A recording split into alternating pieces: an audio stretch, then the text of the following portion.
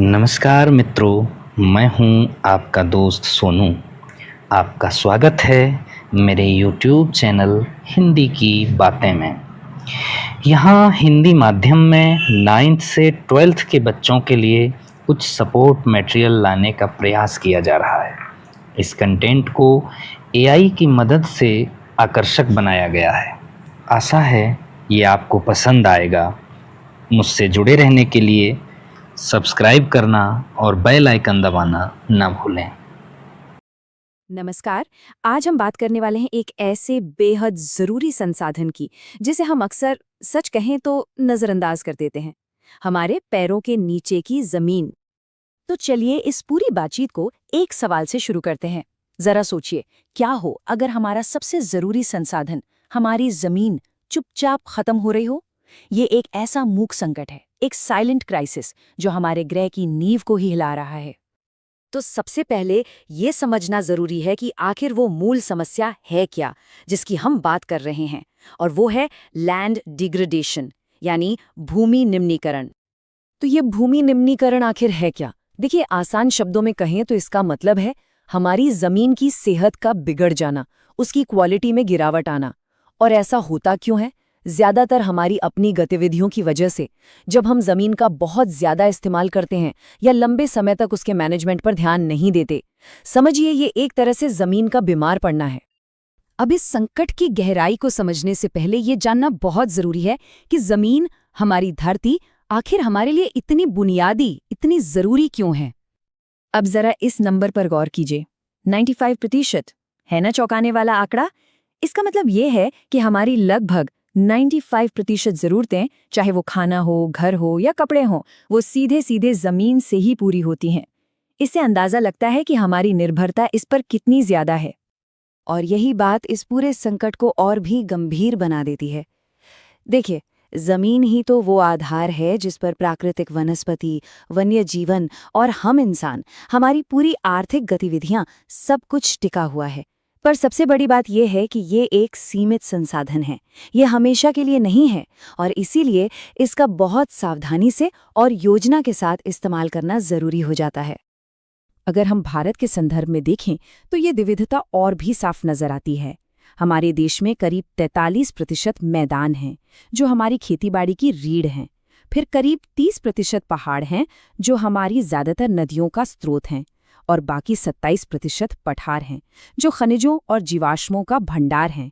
मतलब हर तरह की जमीन की अपनी एक खास अहमियत है। तो सवाल उठता है कि ये संकट आखिर पैदा हो कैसे रहा है। चलिए अब उन इंसानी गतिविधियों पर नजर डालते हैं जो हमारी जमीन को सबसे ज्यादा नुकसान पहुंचा रही हैं। तो सबसे पहले बात करते हैं माइनिंग, यानी खनन की। झारखंड, छत्तीसगढ़, मध्य प्रदेश जैसे राज्यों में जहां खनिज भरपूर हैं, उन्हें निकालने के लिए बड़े पैमाने पर जंगलों की कटाई हुई है। अब जाहिर है, जब पेड़ कटते हैं तो मिट्टी को जकड़ कर रखने वाली उनकी जड़ें भी खत्म हो जाती हैं। नतीजा, जमीन कमजोर पड़ जाती है और कटाव का शिकार होती है। दूसरा बड़ा कारण है ओवरग्रेजिंग, यानी अति पशुचारण। गुजरात, राजस्थान, मध्य प्रदेश जैसे राज्यों में ये एक बड़ी समस्या है। होता क्या है कि जब जानवर एक ही जगह पर जरूरत से ज्यादा चरते हैं तो वो घास की पूरी सुरक्षा परत को ही खत्म कर देते हैं। इससे जमीन पूरी तरह खुल जाती है और फिर हवा या पानी उसे आसानी से बहा ले जाते हैं। और फिर बात आती है हमारे खेती के तरीकों की, खासतौर पर ओवर इरिगेशन, यानी अत्यधिक सिंचाई। पंजाब, हरियाणा और पश्चिमी उत्तर प्रदेश में ये बहुत आम है। जरूरत से ज्यादा सिंचाई से होता है जल जमाव, जिसे हम वाटर लॉगिंग भी कहते हैं। इससे मिट्टी में लवणता और क्षारीयता, मतलब सॉल्ट और एल्कलाइन का लेवल बढ़ जाता है और धीरे धीरे उपजाऊ जमीन भी बंजर होने लगती है। इसके अलावा इंडस्ट्रीज का भी इसमें एक बड़ा रोल है। सोचिए, सीमेंट और सिरेमिक इंडस्ट्री से जो धूल उड़ती है, वो मिट्टी के ऊपर एक परत बना लेती है। ये परत पानी को जमीन में सोखने ही नहीं देती।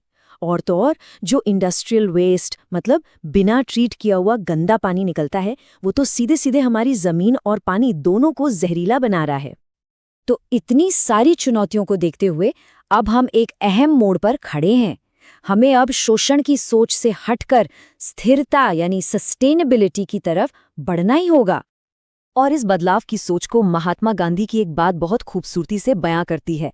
उन्होंने कहा था कि प्रकृति हर किसी की जरूरत पूरी कर सकती है, लेकिन किसी एक के भी लालच को नहीं। मतलब साफ है, जमीन हमारी जरूरतों के लिए तो पर्याप्त है, पर हमारे लालच के लिए नहीं। और यही वो सोच है जिसे हमें अपनाना होगा। और यही सोच हमें उस कॉन्सेप्ट तक ले जाती है जिसे हम कहते हैं सस्टेनेबल डेवलपमेंट या सतत पोषणीय विकास। इसका मतलब बहुत सीधा सा है, आज का विकास ऐसा हो जो आने वाली पीढ़ियों की जरूरतों से कोई समझौता ना करे। मतलब हम आज की तरक्की के लिए भविष्य से उधार नहीं ले सकते। तो एक लक्ष्य क्या हो सकता है? ये जो 33% का आंकड़ा है, ये बहुत अहम है। ये भारत की 1952 की नेशनल फॉरेस्ट पॉलिसी में तय किया गया था। लक्ष्य ये था कि देश के कुल भौगोलिक क्षेत्र के 33% हिस्से पर जंगल होने चाहिए, ताकि इकोलॉजिकल बैलेंस बना रहे। लेकिन असलियत ये है कि इतने साल बाद भी हम इस लक्ष्य से काफी पीछे हैं। तो क्या सब कुछ निराशाजनक है? नहीं। अब बात करते हैं उम्मीद की, यानी उन ठोस समाधानों और संरक्षण के तरीकों की जो हमारी जमीन को फिर से सेहतमंद बना सकते हैं। देखिए, इसका कोई एक जादुई समाधान नहीं है। हमें एक साथ कई मोर्चों पर काम करना होगा, जैसे कि बड़े पैमाने पर पेड़ लगाना, जिसे वनीकरण कहते हैं, चरागाहों का सही तरीके से प्रबंधन करना, खनन की गतिविधियों को नियंत्रित करना, और सबसे जरूरी, इंडस्ट्री से निकलने वाले गंदे पानी को ट्रीट करके ही छोड़ना। खास तौर पर खेती में भी हमें स्मार्ट तरीके अपनाने होंगे, जैसे कि पहाड़ी ढलानों पर सीढ़ीदार खेत बनाकर खेती करना, जिसे टेरेस फार्मिंग कहते हैं। इससे मिट्टी का कटाव रुकता है।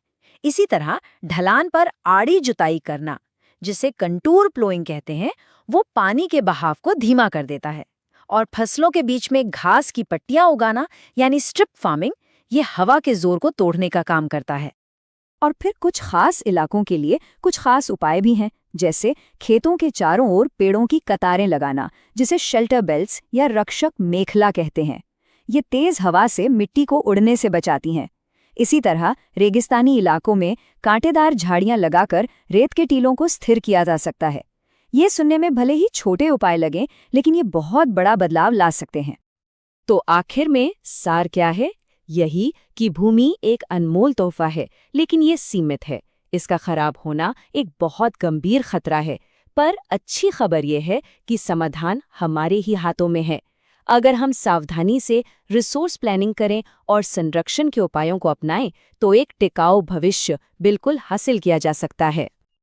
और जाते जाते बस एक सवाल, अगर हम सब इस जमीन के उत्तराधिकारी हैं, तो इसे आने वाली पीढ़ी तक सही सलामत पहुंचाने में हमारी साझा जिम्मेदारी क्या बनती है? इस पर सोचना बहुत जरूरी है। शुक्रिया मित्रों, मुझे बेहद खुशी है आपने मेरा वीडियो पूरा देखा। मुझे आशा है आपको वीडियो पसंद आया होगा। आपके सवाल और कमेंट्स का स्वागत है, जिससे मैं इस कंटेंट को और बेहतर बना सकूं।